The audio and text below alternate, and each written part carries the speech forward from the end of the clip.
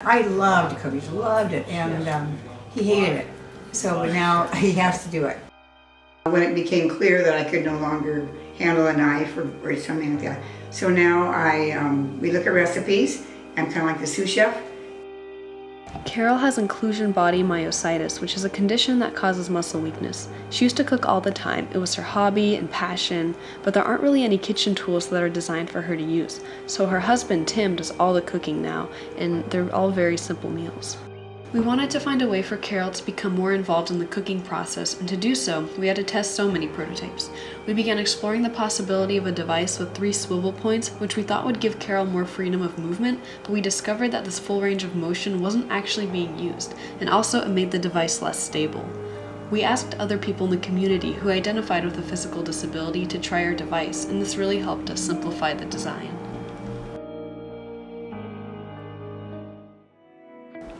Moving forward, we wanted to create our new design to be simplified, have clear affordances, and embody a form that better integrates into a kitchen environment. Our design started as a quick scribble on paper and soon evolved into a comprehensive sketch with purposeful measurements, and then a 3D render which we printed and put together. Carol and her husband Tim were amazing to work with. They welcomed us into their home and were always excited to see our improved designs. When we brought the simplified design over, we noticed that it was much easier to set up, handle, and cut food with. This tool is best used on fruits and vegetables, which are major sources of essential nutrients, and we hope our design will encourage users who feel like they can't cook anymore to get back into the kitchen and eat these amazing foods.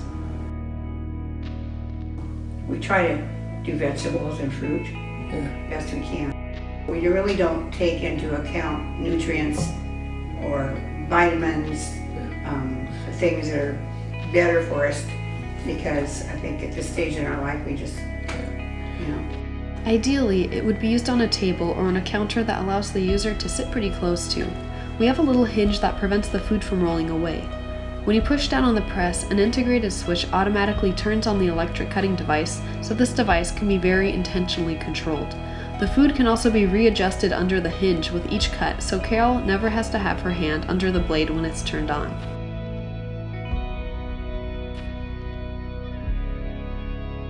The blades on the knife are removable, and you just twist the top of the tool to remove the electric cutting knife.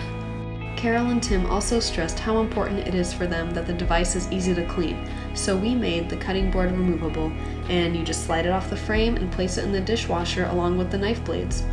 We also considered how this would be stored, so the device folds down so it can be placed in a drawer or cupboard and not take up as much space.